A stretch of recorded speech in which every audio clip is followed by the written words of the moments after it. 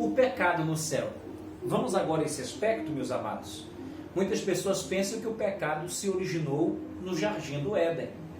Na questão humana, sim, mas o pecado não se originou ali. O pecado se originou no céu, através da rebelião de Lúcifer e os anjos que apostataram dos propósitos de Deus. Agora, responder esta pergunta ao ponto de satisfação os corações não é uma tarefa fácil. Não é uma tarefa fácil. Meus amados, entendermos essa origem do pecado no céu, tá? Através de Lúcifer e seus anjos que apostataram, deu origem ao pecado no céu. Mas vamos entender esse propósito um pouco mais a fundo. Satanás, ele foi criado perfeito. Ele tinha o nome de Lúcifer, esse nome ele perdeu. Nós o chamamos agora de Satanás, que é adversário, tá? Veja o que a Bíblia fala sobre ele. Ezequiel 28:15 fala desta forma: perfeito eras nos teus caminhos, desde o dia em que foste criado. Veja que ele foi criado perfeito, em perfeição. Deus o criou em perfeição. Satanás era um querubim da guarda de Deus. Aonde está escrito isso? Ezequiel 28:14 diz assim: tu eras querubim da guarda ungida. Veja que ele tinha acesso ao trono de Deus. Ele tinha acesso à santidade, ele tinha acesso à glória de Deus. Primeiro, ele era querubim ungido, né? Nós entendemos. Segundo, ele foi criado perfeito. O que mais a Bíblia fala sobre ele? Ele foi estabelecido por Deus, ou seja, Deus o criou com um propósito, com uma finalidade. Isso está em Ezequiel 28:14. E te estabeleci. Olha o que Deus diz: e te estabeleci. Quem estabeleceu, quem deu propósito, quem deu finalidade foi o próprio Deus. Satanás tinha acesso à presença de Deus. Tinha livre acesso à presença de Deus. Aonde está isso? Ezequiel 28:14 diz: permanecias no monte de Deus, no brilho das pedras andavas. Ele tinha acesso à presença de Deus, acesso ao trono da glória e da graça de Deus.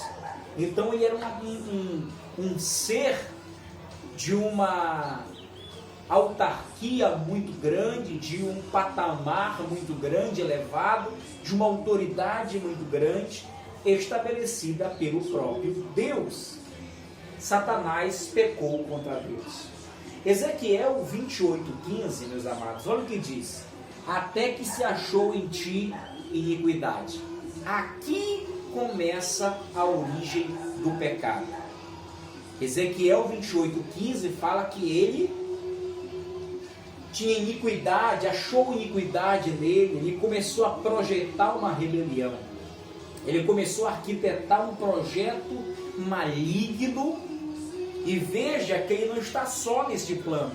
Ele consegue convencer uma boa parte, diz a Bíblia, uma boa parte dos anjos, uma terça parte, a ouvi-lo e a segui-lo.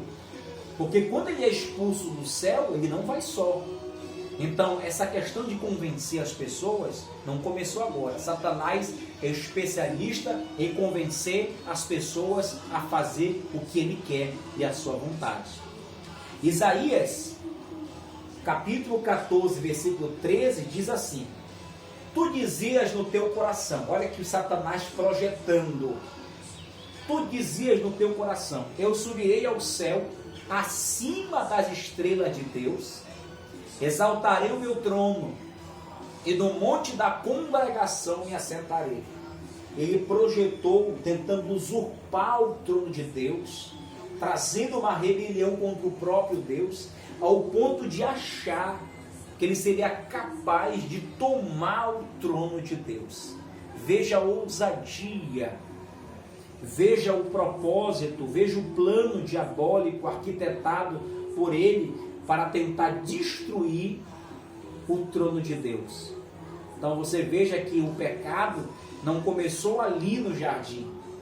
Quando Satanás está ali na personificação daquela serpente, ele conhecia muito bem o que era o pecado, o que era convencer. O que ele fez com Eva, ele já tinha feito lá no céu, convencendo uma boa parte, uma terça parte dos anjos a seguir. Então ele é persuasivo, ele é inteligente, ele é sábio, ele é astuto para destruir vidas e para convencê-las a fazer a sua vontade. Agora veja que toda a rebelião, todo erro, todo pecado, há um castigo, há uma consequência. E o castigo de Satanás pelo pecado, primeiro, foi a sua própria queda. Isaías 14:12 diz: como caíste do céu, ó estrela da manhã, filho da alva. A primeira consequência, o primeiro castigo foi a sua queda.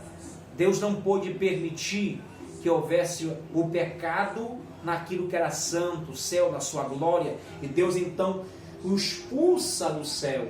Há uma queda de Satanás. Vamos entender uma outra coisa? Isaías capítulo 14, versículo 15: serás precipitado para o reino dos mortos, no mais profundo abismo.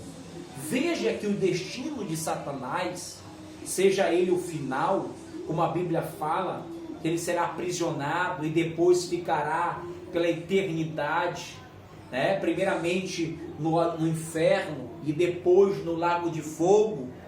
Veja que o destino de Satanás já foi traçado, já foi determinado desde a sua rebelião nos céus. É o castigo pelo seu propósito, pelo seu erro, né?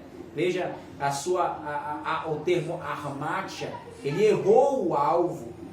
Ele havia sido criado perfeito, ele foi estabelecido por Deus, mas tentou usurpar aquilo que não era dele.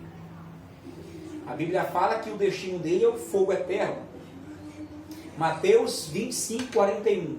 Apartai-vos de mim, malditos, para o fogo eterno preparado para o diabo e seus anjos. Veja que o destino final do diabo e dos seus anjos decaídos já está traçado por Deus, é o fogo eterno.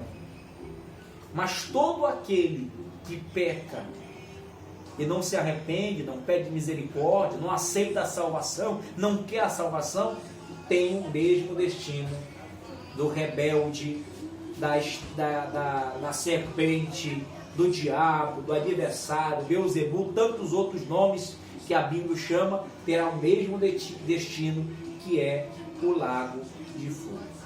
Olha o que a Bíblia fala mais: que haverá trevas e algemas eternas.